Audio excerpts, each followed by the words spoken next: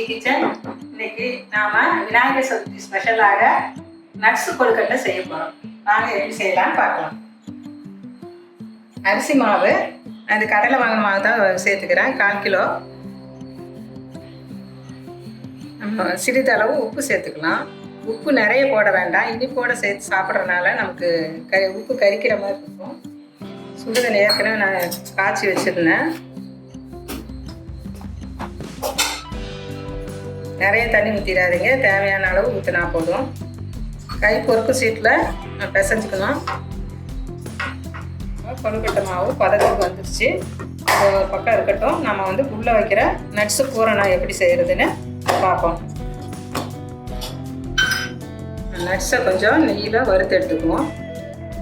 50 gram உடச்ச முந்திரி பருப்பு, பூசணி விதை 20 கிராம் போட்டுக்கோங்க.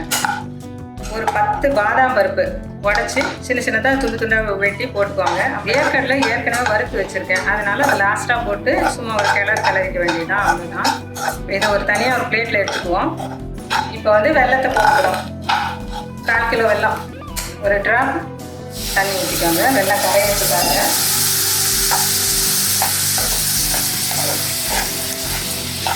வெள்ளத்தில் கட்டியெல்லாம் கரைஞ்சி போச்சு. பாகு ரொம்ப நேரம் காய்ச்சணும்னு இல்லை, பூரணத்துக்கு ஓரளவு பண்ணால் போதும். ஏலக்காய் போட்டுக்குவோம். இப்போ நம்ம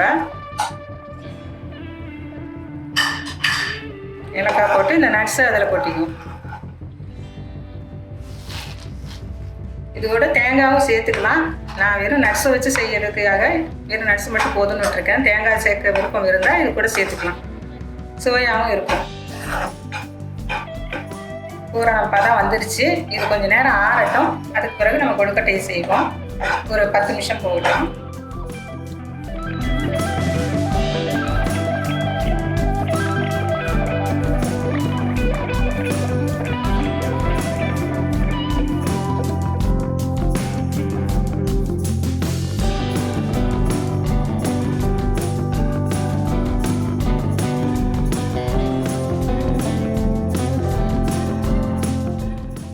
கொழுக்கட்டையை நாம இட்லி பாத்திரத்தில் வைப்போம்.